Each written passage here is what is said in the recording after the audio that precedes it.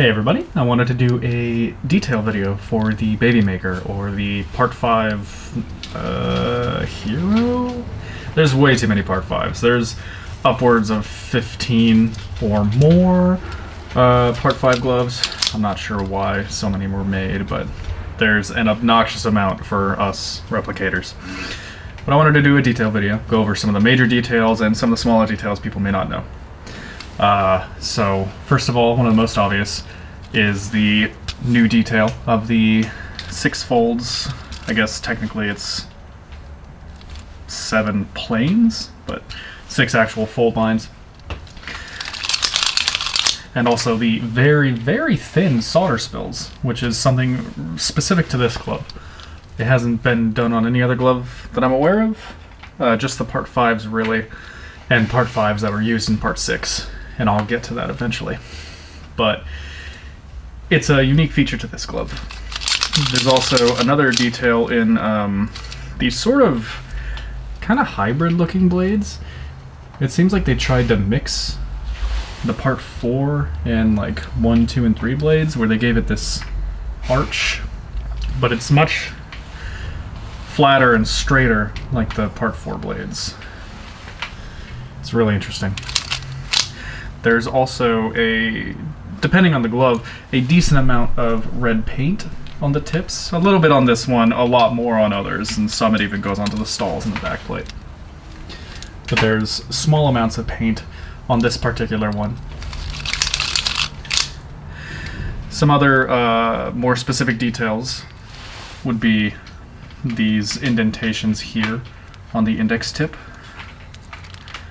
The fact that the index tip kind of, I don't know, what's the opposite of hyperextending? Underextends? It doesn't fully extend all the way. It kind of gets stuck. Only the index and the ring actually hit the copper. The other two do not. It's much flatter colored copper and brass. There's a bit more color to it in the original, and that's because they clearly just took plain copper and let it do its own thing, where I have to sort of try to replicate it, otherwise I'm sending somebody a very clean glove. Some other bend details would be this really kind of simple bend on the index, and there's a little crimp here. The middle stall is entirely flat, essentially. It doesn't really have much of a bend. Ring stall has a crimp here, and it's probably the harshest bend aside from right here on the pinky, which pulls the flat a little bit forward so that this is angled the tiniest bit to the left. Not a lot, not enough to really notice, but it is. There's also some indentations on the pinky tip and on this side too. There's not actually a lot of bend detail on the tips and stalls of this glove. It's very plain. The rings are mostly round but a little bit flattened, kind of like you just push on them with your hands. The leather color obviously isn't exactly correct because I have to work with what I have. I don't have the original gloves that were used, which are sort of a, ignore the background noise, which are sort of a beige color, I guess, where mine start off white. So you get kind of a beigey, very lightly green toned, I guess, with what I do, where it should just be a little more beige, and I'll see if I can get that a little closer in the future.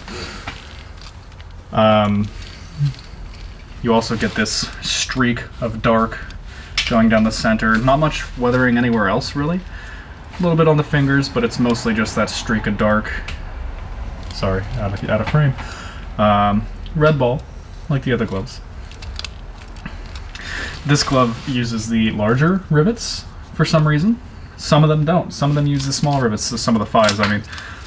But this particular 5 uses large rivets all around. And these aren't actually brass rivets, these are nickel rivets that I heat weathered, which seems to be what they used, at least from what I can tell. The holes, there's not a lot of shots of a lot of Part 5 palm scenes, so I kind of just take what I can get. So this is the palm hole pattern of another Part 5 that I just utilized for this, because as far as I'm aware, there's not a palm shot for this particular glove. There might be, I might not know. If anybody knows, let me know.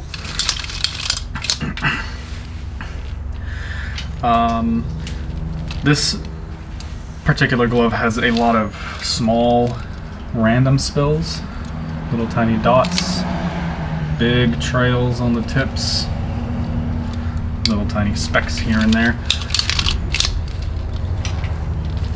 Part 5 is a very interesting and also very bland and boring glove. I like it because I like the Part 6 a lot, and this is just a cleaner, neater Part 6. I enjoy it, but I do understand why a lot of people have their reservations about it. It is a lot more plain, and it doesn't have a lot of bend detail on it. It's very straightforward. Even making this is pretty easy. I guess another detail that some people don't know about is that the middle tip is kind of cone-shaped. It kind of peaks up here. It's not a huge peak, but compared to the other tips that are just flat and rounded. And then also a lot of the tangs on the blades are very short. They don't connect with the stalls.